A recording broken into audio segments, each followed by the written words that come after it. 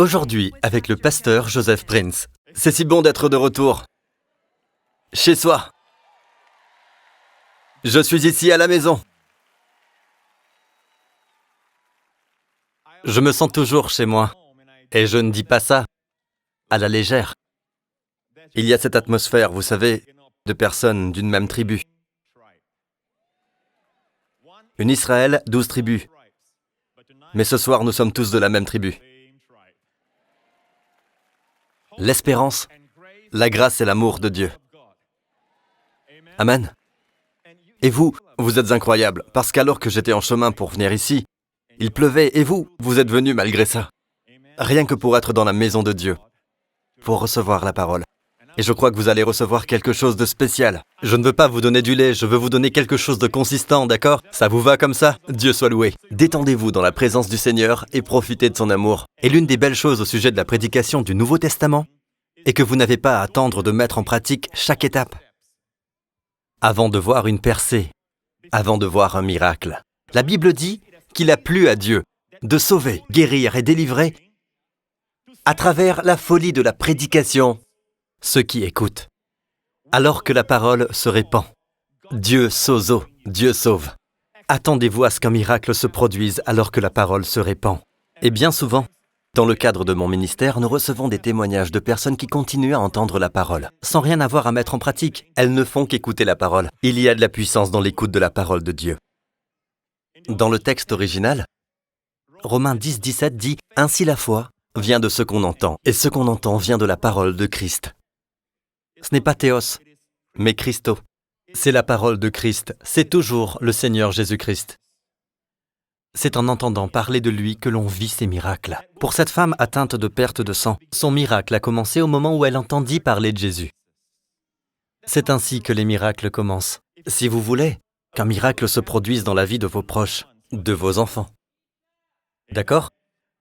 Alors ne gardons pas la bouche fermée et commençons à parler de Jésus. Let's talk about Jesus, the King of Kings is He, the Lord of Lords supreme, throughout eternity. De grandes choses se produisent lorsque l'on parle de Jésus. Pas besoin de savoir prêcher ni d'avoir des diplômes, pas besoin d'avoir un diplôme en théologie ou que sais-je. Commencez tout simplement par parler de Jésus. Partagez votre témoignage. Amen, peuple de Dieu. Il est ici ce soir. Alors que la parole se répand, Dieu sozo. Il a plu à Dieu de sauver à travers la folie de la prédication. Et le mot sauver, ici, c'est sozo. Guérir, délivrer, restaurer. C'est ainsi qu'il libère. Amen. Remarquez maintenant qu'il ne dit pas « il a plu à Dieu » à travers la folie des prédicateurs, mais bien à travers la folie de la prédication. Dieu dit par le simple fait de parler, des gens sont sauvés. Mais assurez-vous que le sujet soit centré sur Jésus et ce que nous sommes en lui. Ce qu'il a fait pour nous, l'œuvre accomplie. Amen. Vous savez les amis, une fois que vous êtes sauvés, vous l'êtes pour l'éternité. On ne peut pas se désauver. Vous l'avez demandé. Et quand on a été sauvé, on l'est pour l'éternité. En fait, les gens pêchent parce qu'ils sont pécheurs. Ils ne deviennent pas pécheurs parce qu'ils pêchent. La Bible dit que par la désobéissance d'un seul homme, beaucoup ont été rendus pécheurs. De même, par l'obéissance d'un seul homme, Alléluia, nous sommes tous rendus justes. Bien. Lorsqu'on était pécheurs, on ne pouvait pas se défaire de notre état de péché en faisant le bien. N'est-ce pas ce que nous, prédicateurs, disons aux gens? Que la Bible dit que peu importe le bien que l'on fait, si l'on est pécheur, on demeure pécheur. Quelle que soit la bonne action, on ne peut changer le fait que l'on est un pécheur. On doit être né de nouveau. Qu'est-ce qui nous fait croire un seul instant, alors que nous sommes sauvés par l'obéissance d'un seul homme, que par un acte de péché, nous sommes rendus impies à nouveau? J'entends par là qu'il y a quelque chose qui cloche si l'on peut défaire l'œuvre de Jésus alors que les pécheurs ne peuvent pas défaire l'œuvre d'Adam. Nous avons une plus grande estime pour Adam que pour le dernier Adam. Allons, mon ami, le Fils de Dieu, son œuvre est éternelle. Par l'obéissance d'un homme, nous sommes justifiés. Ce n'est ni par votre obéissance, ni par la mienne, mais par l'obéissance de ce seul homme que nous sommes justifiés. Amen. Lisez Romains 4, Romains 5, et ayez une révélation, il ne s'agit ni de vous ni de moi, mais de Jésus. Amen. C'est incroyable. C'est comme si on ne pouvait défaire ce qu'Adam a fait. Par la désobéissance d'Adam, nous avons tous été rendus pécheurs. C'est pourquoi un jour, au paradis, Adam aura une place spéciale. D'accord ? Sa maison est sous haute surveillance, vous voyez, avec des anges et tout ça, parce que tout le monde le cherche. C'est à cause de lui que nous sommes dans cette galère. Pas vrai ? Non, le paradis est un endroit magnifique. Nous pardonnerons à Adam. Mais par le péché d'Adam, par sa désobéissance, nous avons tous été rendus pécheurs. Donc nous péchons parce que nous sommes pécheurs. Nous sommes pécheurs à cause du péché d'Adam. Amen. Maintenant que nous sommes sauvés par l'obéissance d'un seul homme, comment vous et moi sommes rendus justes ? Par l'obéissance d'un seul homme. Par l'obéissance d'un seul homme, nous sommes justifiés. À présent, quand nous commettons un péché, et attention, ne vous méprenez pas, je n'encourage personne à pécher. Qu'on soit bien d'accord, mais nous allons pécher. Et lorsque vous péchez, que croyez-vous ? Croyez-vous que par l'acte de péché, vous êtes rendu impie ? Ce qui revient à dire que ce qu'Adam a fait est plus grand que ce que Jésus, le dernier Adam, a fait. Alors, vous savez quoi ? Une fois que l'on est sauvé, on l'est définitivement et on est justifié pour l'éternité. Cela ne signifie pas que l'on est parfait. Une fois que l'on est de nouveau, on a été rendu juste aux yeux de Dieu pour toujours. Nous allons connaître l'échec, nous allons chuter parfois. Mais vous savez, quand Noé est tombé dans l'arche, il y a eu des moments où la tempête a été un peu tumultueuse. L'arche a tangué un peu plus fort parfois. Et il lui est arrivé de perdre l'équilibre. Mais il est toujours tombé dans l'arche. Jamais en dehors.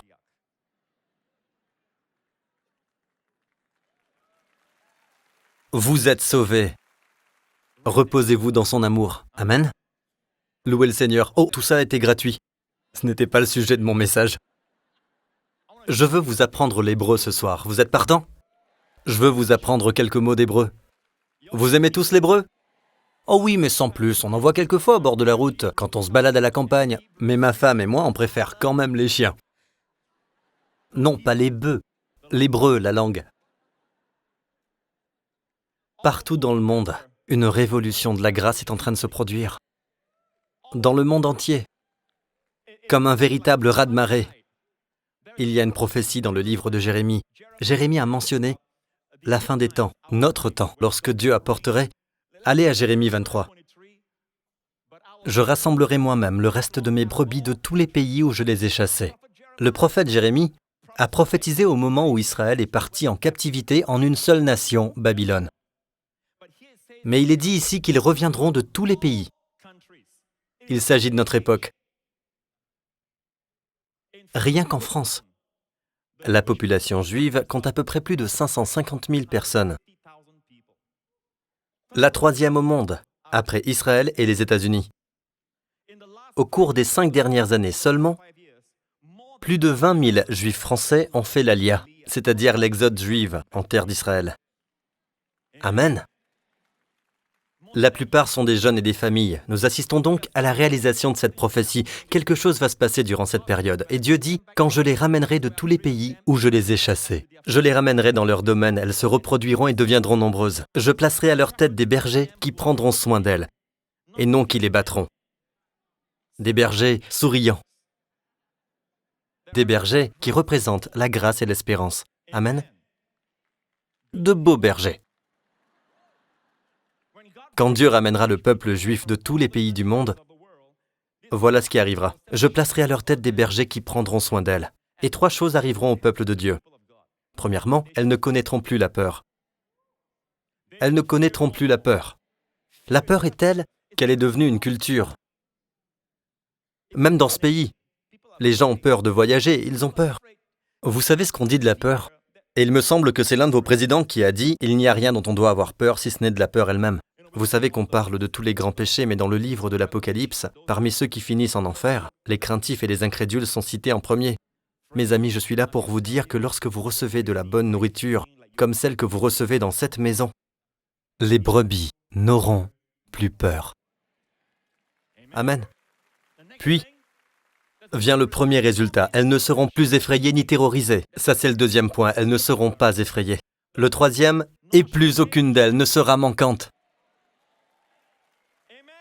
Elles prospéreront. Aucune d'elles ne sera manquante, car le Seigneur est leur berger. Elles ne manqueront de rien. Amen. Vous savez que l'une des meilleures pensées à avoir, en fermant les yeux pour s'endormir le soir, est celle-ci.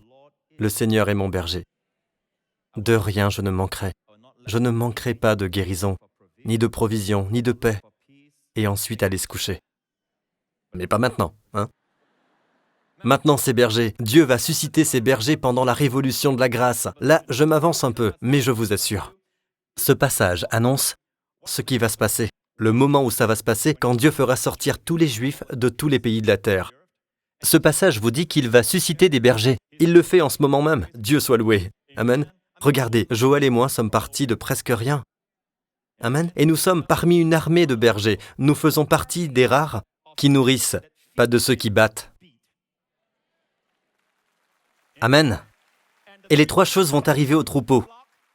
Et ensuite, la Bible nous donne le message qui sera prêché durant cette période. « Voici que les jours viennent, déclare l'Éternel, où je donnerai à David un germe juste. » Regardez maintenant le verset 6. « À son époque, Juda sera sauvé et Israël habitera en sécurité. Voici le nom dont on l'appellera. L'Éternel, notre justice. Jéhovah, Tzidkenu. » C'est le message qui nourrira le peuple, qui leur permettra de ne plus avoir peur, ni d'être effrayés, et personne ne manquera de rien. Vous n'êtes pas votre propre justice. C'est l'Éternel qui est votre justice. Vous n'avez pas le contrôle sur tout, mais l'Éternel est votre justice. Et plus on y croit, lorsque l'on croit de manière juste, on vit de manière juste.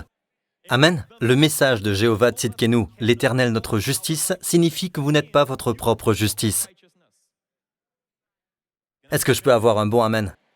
Puis il est dit que le message avec lequel les bergers nourriront le peuple, c'est le message actuel, le message de l'espérance, le message de la grâce. C'est terrible, des gens seront contre vous pour avoir prêché l'espérance et la grâce. C'est quelque chose que je peine à comprendre. C'est presque comme s'il y avait un voile sur leurs yeux. Ils ont certes de grandes doctrines, mais combien de personnes sont sauvées? Avec toute votre bonne doctrine, combien répondent à l'appel de Jésus lors de vos prêches? Et même ici, dans le ministère de Joel Osteen, on compte plus de 50% de ceux qui écoutent les messages en ligne, qui ne vont pas à l'église, qui ne sont pas nés de nouveau.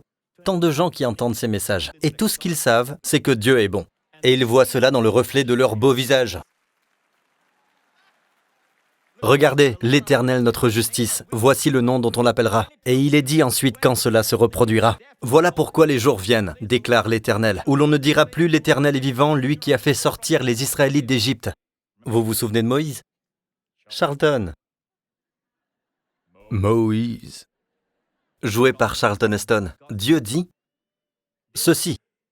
Cet exode sera tel, quelle éclipse sera celle de l'Égypte? C'est notre époque. Et il est écrit, mais où l'on dira, l'Éternel est vivant, lui qui a fait sortir et qui a ramené les descendants d'Israël du pays du Nord. Ça, c'est la Russie. Et de tous les pays, comme la France, où il les avait chassés. Ils habiteront alors sur leur territoire. Il est dit quand cela va se produire, quels seront les résultats. Amen. Que ce peuple n'aura plus peur, ni ne sera découragé, que personne ne manquera de rien. Le message que nous prêchons pendant cette période est mentionné aussi. Donc ce message, cette révolution de la grâce, n'est pas un hasard. Elle fait partie du plan de Dieu. Amen. Et Dieu est très sérieux à ce sujet. Je ne vais peut-être pas vous enseigner l'hébreu ce soir. Il semble que vous aurez à revenir demain. Nous verrons tout à l'heure. Je préfère laisser l'esprit me guider pour l'instant.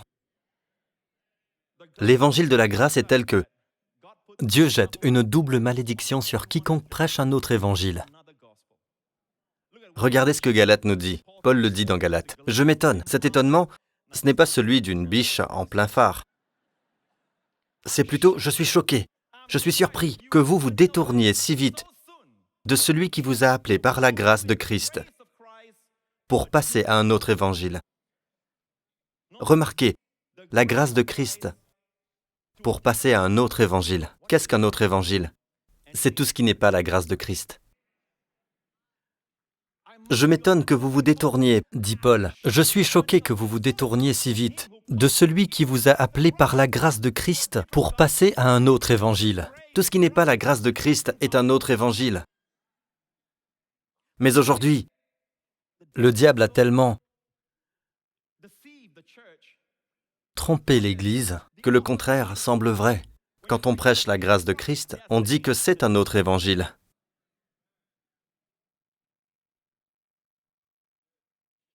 Regardez ceci. Qu'est-ce qu'un autre évangile? Tout ce qui n'est pas la grâce de Christ. Ce n'est pas tant qu'il y a un autre évangile, mais il y a des gens qui vous troublent et qui veulent déformer l'évangile de Christ. Continuons plus bas. Mais si quelqu'un, même nous, Paul s'inclut ici, même nous ou même un ange venu du ciel, il ne parle pas ici d'un ange de l'enfer, vous me suivez, mais d'un ange venu du ciel. Mais si quelqu'un, même nous ou même un ange venu du ciel, vous annonçait un évangile différent de celui que nous vous avons prêché, qu'il soit maudit, anathème. C'est une affaire très sérieuse. C'est un prêcheur de la grâce qui prononce ceci. Et il poursuit, en s'incluant lui-même. Il dit, même nous, ou même si un ange venu du ciel vous annonçait un évangile différent de celui de la grâce et de l'espérance, qu'il soit anathème. Soyons anathèmes, dit-il, soyons maudits. Nous l'avons déjà, maintenant il va le prononcer à nouveau au cas où on n'aurait pas bien compris. Nous l'avons déjà dit, alors je le répète, si quelqu'un vous annonce un autre évangile, maintenant il fait mention de toute autre personne, si quelqu'un vous annonce un autre évangile que celui que vous avez reçu, qu'il soit maudit. C'est une double malédiction. J'ai demandé au Seigneur une fois, j'ai dit, « Seigneur, pourquoi es-tu si sévère à ce sujet ?» Et savez-vous ce qu'il m'a répondu? « Parce que j'aime les hommes. » Et cette malédiction arrêtera celui qui fait obstacle à l'évangile. Vous savez ce que fait Joël? Il prêche l'évangile de Jésus-Christ. Et attention, écoutez. Prêcher un autre évangile que celui de la grâce et de l'espérance provoquera une double malédiction. Je me suis dit il y a longtemps que si je prêchais le vrai évangile, je serais doublement béni. La provision coulera, et il y aura des portes ouvertes, et il y aura la faveur. Alléluia, ma mère n'a pas élevé un idiot. Amen.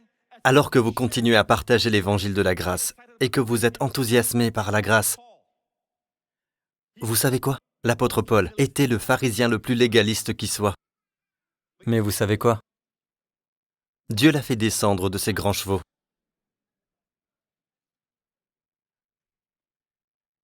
Et pendant 3 jours, il a été aveuglé. Puis Dieu envoya quelqu'un appelé Ananias. En hébreu, son nom est Hanania. Hanania signifie la grâce de Dieu. Hanania, grâce de Yah. Dieu a envoyé la grâce de Dieu pour ouvrir ses yeux. Et la première chose que Paul a vue après avoir été aveuglé, c'était la grâce de Dieu. Et il est devenu un apôtre de la grâce. Peuple de Dieu, louez-le! Alléluia! Dieu est un Dieu bon!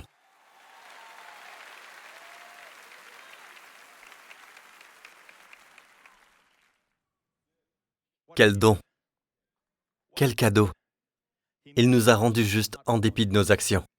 Tout comme Jésus est devenu péché sur la croix, en dépit de ses actions. Jésus n'est pas devenu péché en commettant le péché, non, certainement pas. L'apôtre Pierre, un homme d'action, a dit de Jésus, lui qui n'a pas commis de péché. Paul, un homme d'intelligence, a dit de Jésus, celui qui n'a pas connu le péché. Jean, un homme d'amour, un homme de cœur, a dit, il n'y a pas de péché en lui. Même celui qui l'a trahi a dit, j'ai péché en faisant arrêter un innocent. La femme de Ponce Pilate a dit, elle a dit, n'ai rien à faire avec ce juste. Le centurion au pied de la croix, lorsqu'il a vu la façon dont Jésus est mort, dit « Cet homme est vraiment le Fils de Dieu ». Et pourtant, il est mort d'une mort des plus horribles, sur la croix. Et tout ça pourquoi? Parce qu'il t'aime. Il n'a pas commis de péché, ni n'a connu le péché, mais il a reçu votre péché. Maintenant, la meilleure chose que vous puissiez faire pour honorer ce qu'il a fait, c'est recevoir sa justice. Et vous êtes justifiés en dépit de vos actions, comme il est devenu pécheur en dépit de ses actes. Amen. Par l'obéissance d'un seul homme, nous sommes tous rendus justes. Amen. Restez ferme dans ce don. Chaque fois que vous confessez « Je suis la justice de Dieu dans le Christ », vous lui donnez la gloire. Et il verra le labeur de votre âme. Et il sera satisfait. Amen. Dieu soit loué.